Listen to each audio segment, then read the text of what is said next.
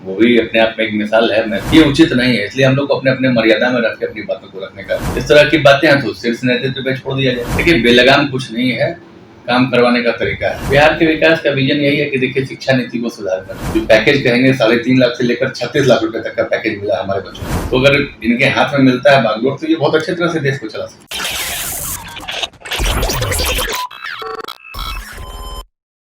नमस्कार, मैं हूं अनूप नारायण सिंह। आप देख रहे हैं बिहार टॉक के डिजिटल प्लेटफॉर्म को। हमारे साथ हैं बिहार सरकार के मंत्री सुनीत कुमार सिंह, जो विज्ञान और प्रौद्योगिकी विभाग के मंत्री हैं।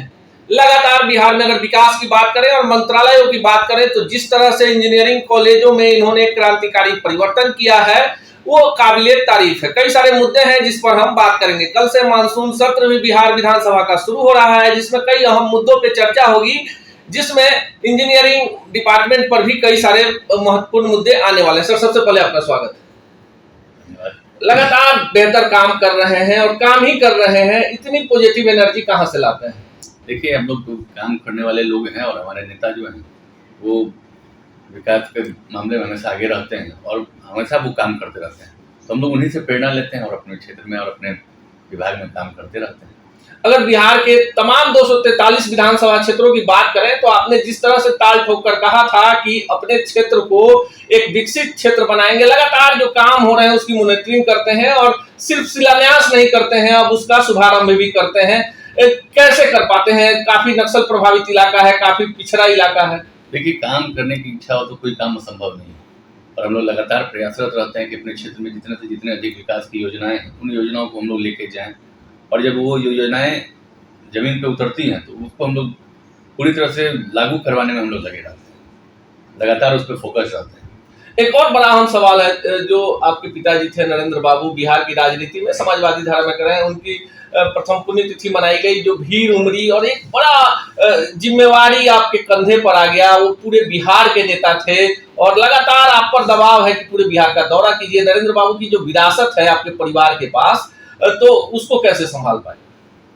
प्रयास करूंगा, क्योंकि ये बात तो सही है कि उनकी विरासत बहुत बड़ी थी, और जो उन्होंने जो नाम दिया, जो पहचान दिया, वो भी अपने आप में एक मिसाल है। मैं इसको आजीवन मतलब ऋणी हूँ अपने पिताजी के मतलब दिए हुए सभी चीज़ों का, उनके दिए हुए नाम का, उनके किए हुए काम का, तो उसके वजह से मुझे एक पहचान मिली है।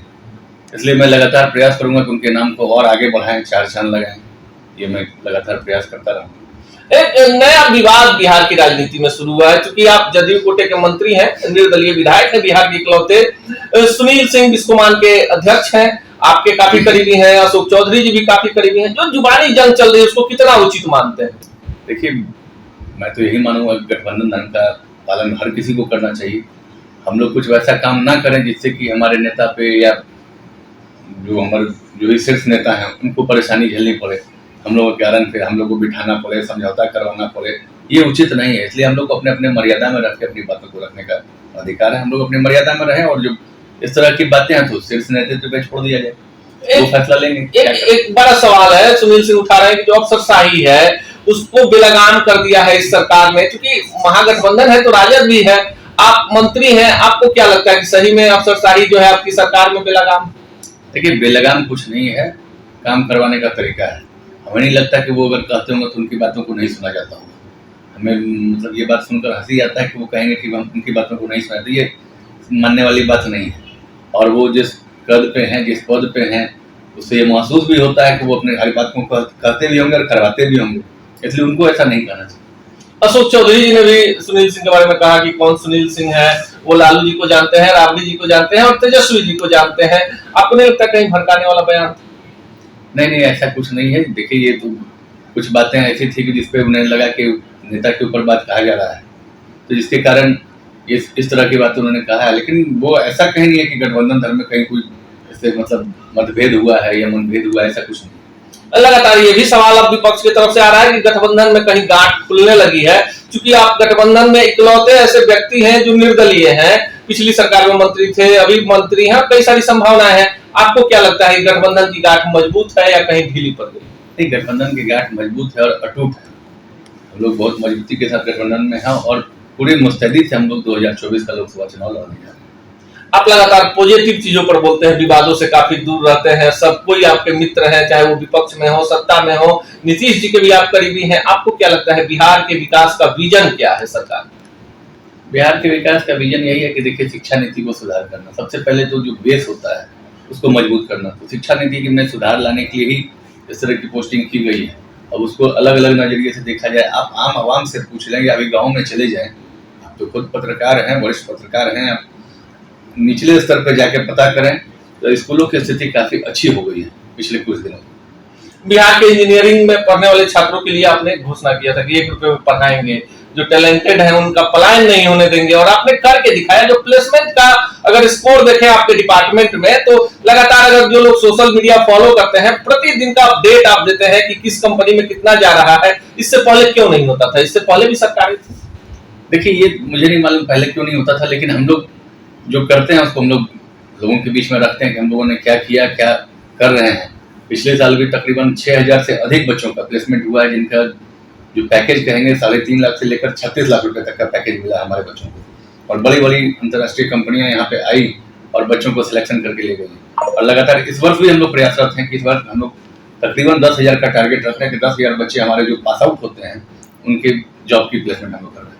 नीतीश कुमार को प्रधानमंत्री बनाने को लेकर एक बड़ा मुहिम विपक्ष की तरफ से चल रहा है। पहली बार हुआ है कि नीतीश कुमार की अगुवाई में पटना में बैठक हो गई, बंगलोर में बैठक होने जा रही है।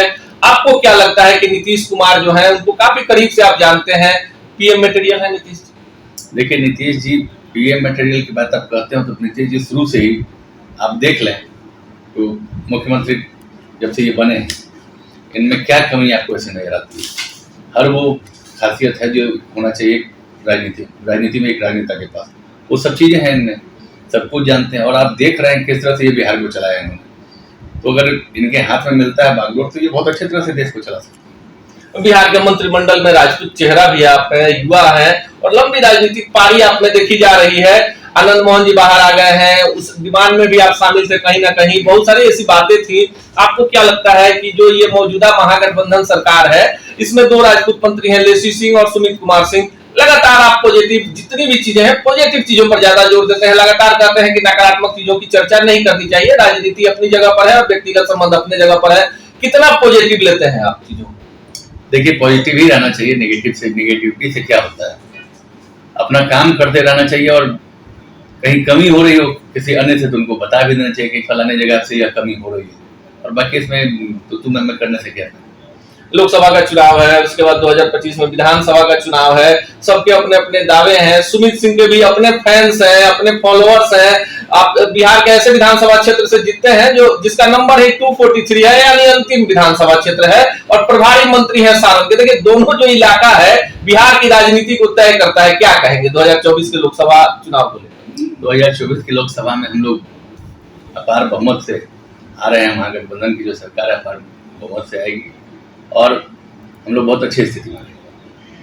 यह है मंत्री सुमित कुमार सिंह, और इनका कहना है कि विवादों को ज्यादा तूल देने की जरूरत नहीं है। कहीं ना कहीं दोनों के बीच गलतफहमी है और इस पर मिल बैठकर बात होनी चाहिए। बिहार में विकास की गति तेज है और कहीं अफसरशाही बेलगाम नहीं है। जो नेता है दोनों गठबंधन के, उन्हें इस बात का और सुचिता का कहीं ना कहीं ध्यान रखना चाहिए कि इससे समाज में गलत मैसेज जाता है। इन्होंने सुनील कुमार सिंह से भी अपील की कि कृपया इस तरह की चीजों को आगे नहीं बढ़ाना चाहिए। साथ ही साथ इनका कहना है कि बिहार में कहीं कोई गड़बड़ी नहीं है। नीतीश कुमार की अगुवाई में महागठबंधन सरकार पूरी तन्मयता के साथ विकास की योजनाओं को हवा दे रही है। मिलेंगे इसी चैनल पर इसी कार्यक्रम में ऐसे ही तल्ख सवालों के साथ किसी अन्य शख्सियत से। तब तक के लिए दीजिए विदा, नमस्कार। ऐसे ही खबरों के लिए जुड़े रहिए बिहार टॉक से। यूट्यूब पर लाइक और सब्सक्राइब करें, बेल आइकन जरूर दबाएं। फेसबुक, ट्विटर और इंस्टा पर फॉलो करें। धन्यवाद।